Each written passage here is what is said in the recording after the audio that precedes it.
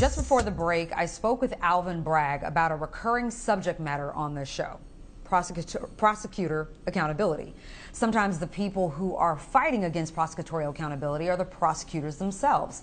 In New York, the creation of an independent commission to investigate misconduct was blocked by the New York DA's Association, who successfully sued to have the law supporting its establishment declared unlawful in court. These allegations, or these associations that is, wield enormous political power. Prosecutors often claim they're just applying the law, but that isn't the case. They lobby legislatures in opposition to criminal justice reform measures similar to police unions. Officers claim they're just enforcing the law, but then their unions take political positions on issues like bail reform. Traditionally, district attorneys have joined DA's associations as a matter of course, but that's changing as more progressive prosecutors like Philly DA Larry Krasner have opted out because they don't agree with their anti-reform agenda. In California, progressive prosecutors set up an organization dedicated to criminal justice reform called the Prosecutors Alliance of California. I'm thrilled to have back with us Cristine Soto DeBerry, who is the executive director of the organization. Cristine, welcome back to the show. Thank you for having me. Buenas noches. Let me start by getting your thoughts about Alvin Bragg's momentous win in the New York Democratic primary for Manhattan DA.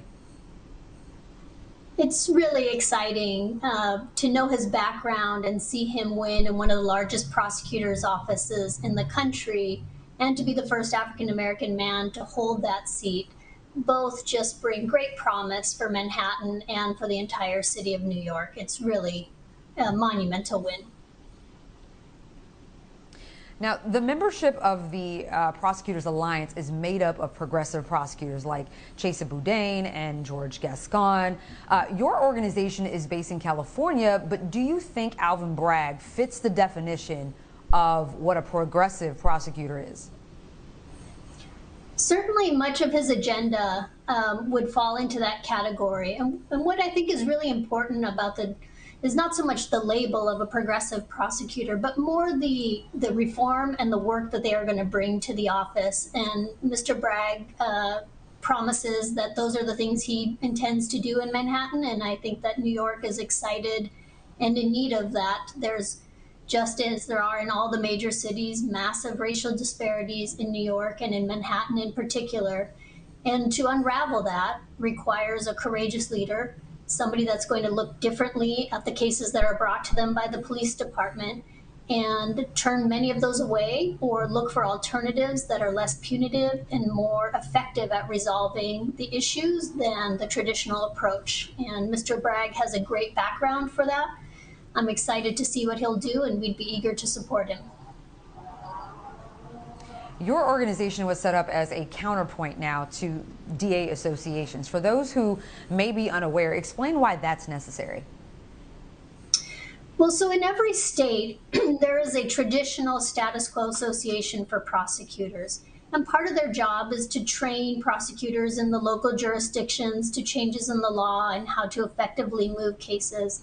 But a big part of their work ends up being lobbying criminal justice measures. In California, the association that has existed here since the 1970s has lobbied aggressively against reform. In fact, they advocated for almost 130 bills that would have increased punishments, and they only supported 7 that would have reduced them. So they clearly have a point of view on the work that is interested in maintaining the status quo of using excessive punishment, and rather than focusing on healing and real community well-being. And we disagree with that point of view. So the Prosecutors Alliance was formed because the elected prosecutors that we're working with represent over 30% of the state, and they are not convinced that we need to continue to double down on failed policies of the past, and they are eager to explore better approaches to crime, better approaches to healing than just applying punishment and thinking we will get a different result 4 decades later.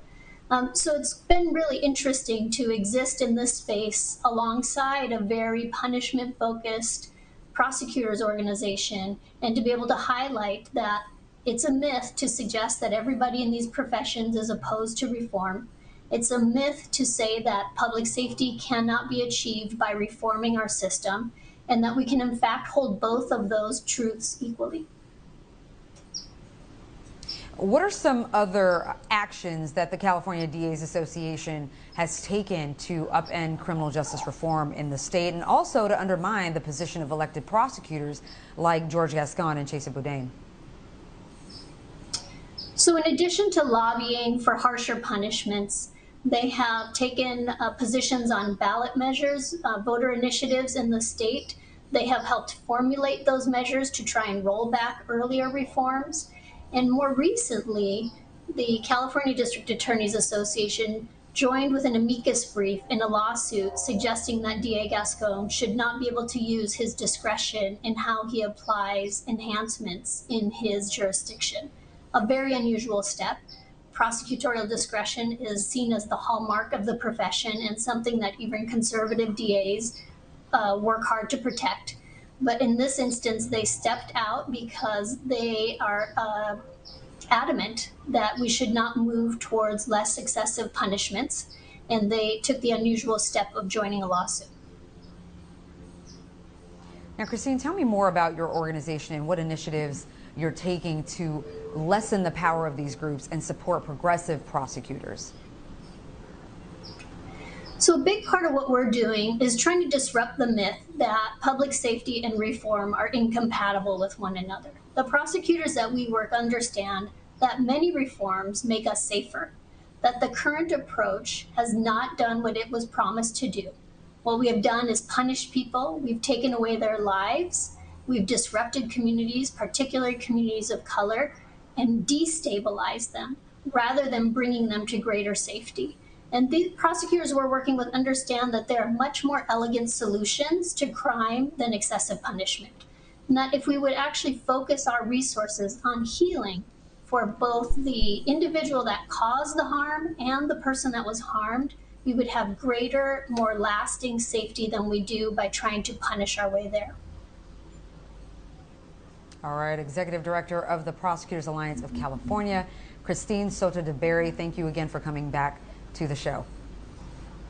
Always a pleasure. Thank you. More making the